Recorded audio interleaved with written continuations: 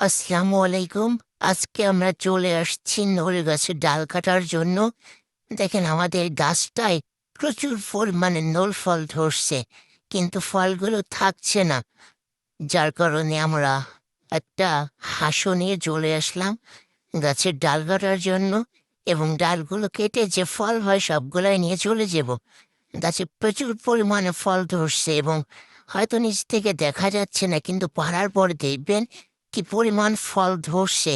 দেখেন ডালগুলো কাটছি এবং কত ফল এতে ধরছে, এবং এই ফলগুলো খেতে খুবই সুন্দর লাগে আমার কাছে। হ্যাঁ, কিছুটা টক টক এবং মিষ্টি মিষ্টি, কিছুটা লটকনের মতন লাগে আমার কাছে। কিন্তু এই ফলগুলো নাকি শহরে বিক্রি হয়, এটা শুনে খুবই অবাক হয়েছিলাম। কারণ আমাদের গ্রামে এই ফলগুলো কিনে খাওয়া তো দূরের কথা, মানুষ ফ্রিতেই খেয়ে পারে না। আর কিনে খাবে কখন? মানুষ চুরি করেও খায়।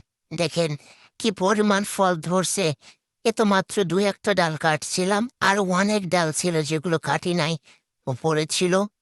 দেখেন কি পরিমাণ নল ফল ধরছে, এবং ফলগুলো খুবই পরিপক্ক হয়ে গেছে। আর কিছুদিন রাখলে ফলগুলো পেকে পেকে পড়ে যেত, যেহেতু এখন অল্প অল্প করে বৃষ্টি হচ্ছে এবং ফলগুলো পচেও যাইতো।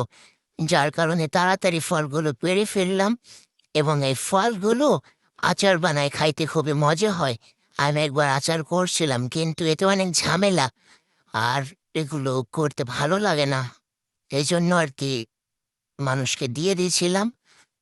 দেখেন প্রতিটা থুকায় থুকায় কি পরিমাণ ফল ধরছে। আপনাদের দাওয়াত থাকলো, আপনারা আসবেন, ফলগুলো খেয়ে যাবেন। দেখেন কি অসাধারণ লাগছে ফলগুলোকে দেখতে। আসলে ফলগুলো যখন শেষ হয়ে যাবে তখন খাইতে মন যাবে। এখন গাছ ভর্তি আছে তো এই জন্য আর খাইতে ইচ্ছে করছে না। একসময় আমাদের এই ফল গাছ ছিল না, আমার আব্বু অন্য কোথাও থেকে আমার জন্য চেয়ে চেয়ে এনে দিত, কিন্তু আলহামদুলিল্লাহ এখন আমাদের সব ধরনের ফল গাছ আছে। খাওয়ার জন্য এখন আর কারো কাছে যাওয়া লাগে না, এবং আমরাও খাই, সাথে পাড়ার মানুষ প্রতিবেশী সবাদের দিয়েই খায়। দেখেন কত ফল ধরছে। আপনারা আমাদের জন্য দোয়া করবেন যেন আমরা মানুষকে এভাবে খাওয়া যাইতে পারি। দেখেন কি পরিমাণ ধরছে ফল। আসলে ডালগুলো কাটতাম না, কিন্তু আমাদের ফিটের ভিতরে কলপের আম গাছ লাগানো আছে। যার কারণে বাচ্চারা গিয়ে এই নল তো পারছে, সাথে ওই ছোট ছোট আম গাছের ডালগুলো ভাঙে ফেলছে এবং ছোট ছোট কলপের আমগুলো ছিঁড়ে ফেলছে। যার কারণে বাধ্য হয়ে আমরা ডালগুলো কেটে ফেলছি।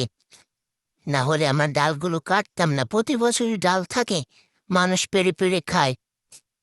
কিন্তু এবছর যেহেতু আম গাছ লাগানো হয়েছে সেহেতু কাটতে বাধ্য হয়েছি। আর কিছু ঘাস গাছ লাগানো আছে, বিদেশি ঘাস, ওগুলো আপনার পা দিয়ে দয়ে একদম সমান করে দিয়েছে, গরুর খাওয়ার মতন অবস্থা নাই।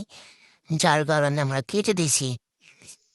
মানে কি বলবো, এরকমটা না করে তোমাদের খাইতে ইচ্ছে করছে তোমার পেরে নিয়ে খাও, কিন্তু অন্যের ক্ষতি কেন করবা?